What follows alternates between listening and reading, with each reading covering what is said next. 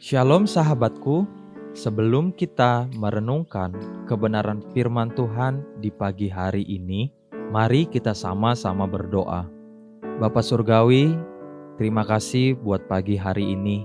Terima kasih untuk nafas kehidupan yang masih Tuhan berikan.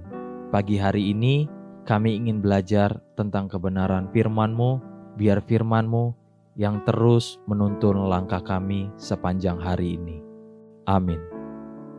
Pagi hari ini kita akan merenungkan kebenaran firman-Nya dengan tema Hormat akan Tuhan.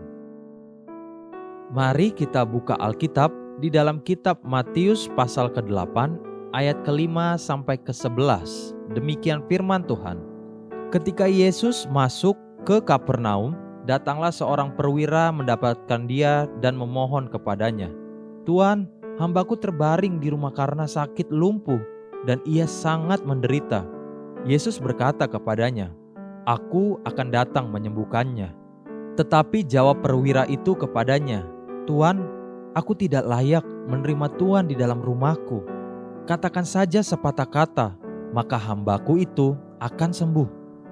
Sebab aku sendiri seorang bawahan, dan di bawahku ada pula prajurit. Jika aku berkata kepada salah seorang prajurit itu, 'Pergi,' maka ia pergi, dan kepada seorang lagi, 'Datang,' maka ia datang.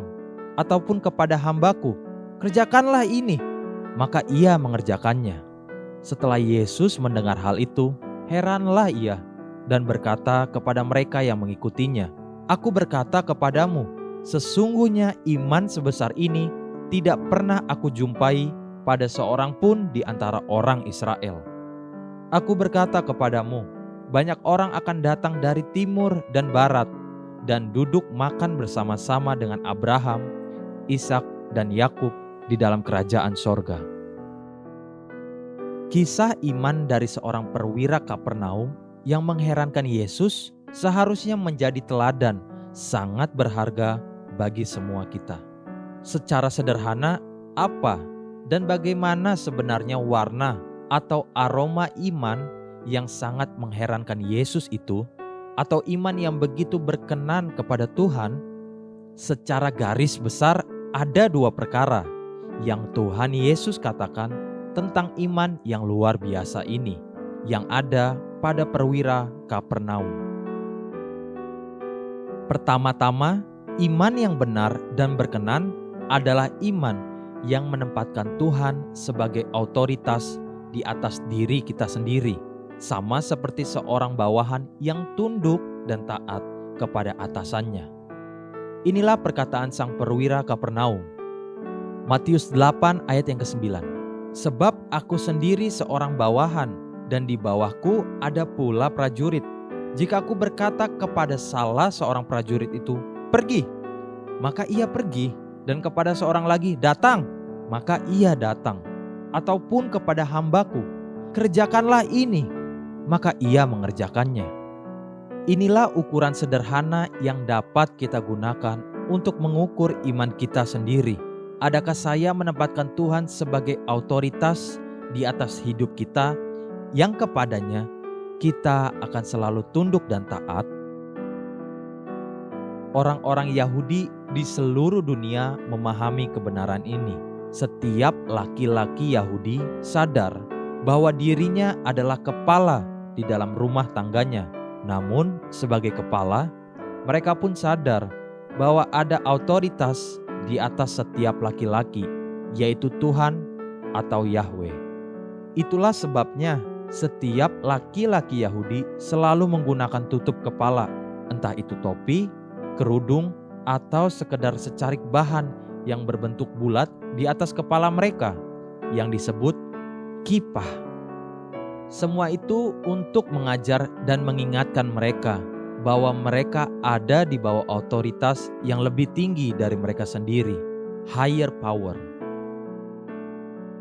Kedua, iman yang benar dan berkenan adalah iman yang menghormati perkataan Tuhan, tanpa Tuhan sendiri harus hadir di hadapannya. Dengan kata lain, iman yang benar dan berkenan adalah iman yang taat dan tunduk kepada perkataan firman Tuhan tanpa harus dilihat atau melihat siapapun. Mentaati firman Tuhan ketika tidak seorang pun melihat kita, itulah iman yang mengherankan Tuhan.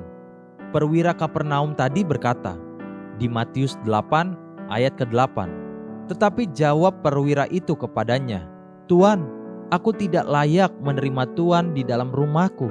Katakan saja sepatah kata, maka hambaku itu akan sembuh." Perwira Kapernaum itu menghormati firman atau perkataan Tuhan sama seperti dia menghormati Tuhan sendiri. Itulah iman yang luar biasa. Pagi ini, belajarlah untuk menghormati perkataan Tuhan sekalipun tidak ada yang melihat, sebab hormat kita akan Tuhan.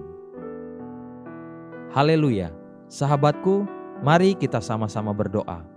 Tuhan, terima kasih atas firman-Mu pagi ini.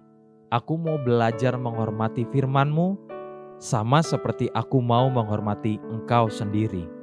Tuntun aku ya Tuhan. Amin. Jesus loves you and so do I.